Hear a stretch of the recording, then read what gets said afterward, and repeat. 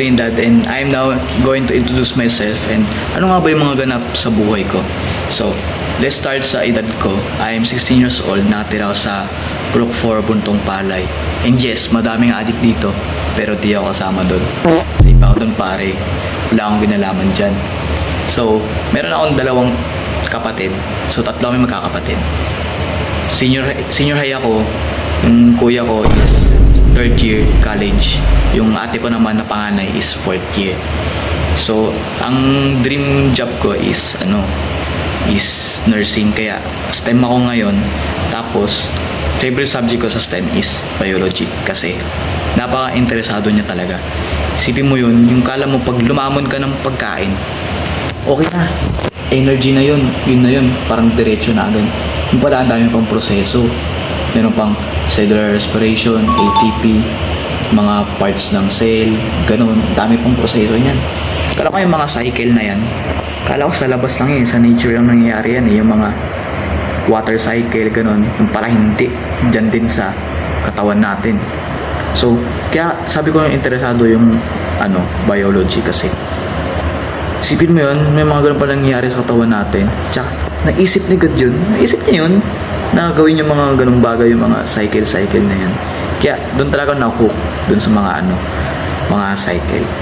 So, sa personal life ko naman is mga hobbies ko. Hobbies ko is playing games, ML, Code M, tsaka Balo. Yung Balo, minsan ko na siya malaro kasi hinihiram ko lang yung laptop ng kapatid ko. Kaya minsan ko lang talaga siya nagagalaw. Tsaka, ang hirap niyang laruin. Sobrang hirap. Hindi ako makatama. Lagi ako namamatay doon. Kaya, ayoko na doon.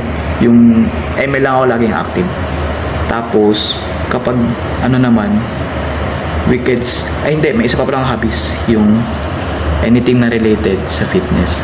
So, syempre kapag linggo, yan, lagi nag-jogging dyan. Lalo na pag may free time. Ngayon, wala kaming free time kasi STEM daw kami. Tinambakan kami ng activities.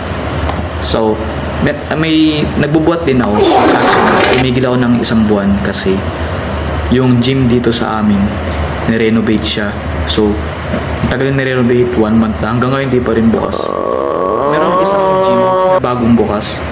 Okay na sana eh. Kaso ang mahal. 80 pesos. Tapos, ang pangit pa na yung equipment. Di worth it. Kaya, naantay ko talaga yung gym na pinapasukan ko dito. Kaya, yun, inactive na rin ako. So, kapag weekends, lagi din akong gumagala niyan. Lalo na kapag may practice. Lagi akong ma-attend dyan kasi boring din dito sa bahay. Wala rin akong kasama dito. Yung dalawang kapatid, lagi pumapasok. Tapos yung parents ko din, lagi din nasa work. Kaya, kung may practice, gawa ako dyan. Kahit napapagastos ako ng marami, okay lang. Pero lagi akong late. Lagi akong late doon. Kasi, ang aga ng deadline nila ay ng call time nila ayoko nang dinidiktahan ako ng oras. Gusto ko, gumagalaw ako sa pace ko. Sa takbo ng buhay ko. Ayoko nang dinidiktahan ako kasi isipin mo, maghuhugas ka ng pinggan. Kusa ka nang hugas ng pinggan, sinipag ka. Tapos inutusan ka ng nanay mo ng pagalit, maghugas ka ng pinggan. 'Di ba? Parang nakakawalang gana kasi dinidiktahan ka. Tapos sila pa yung galit, ganun.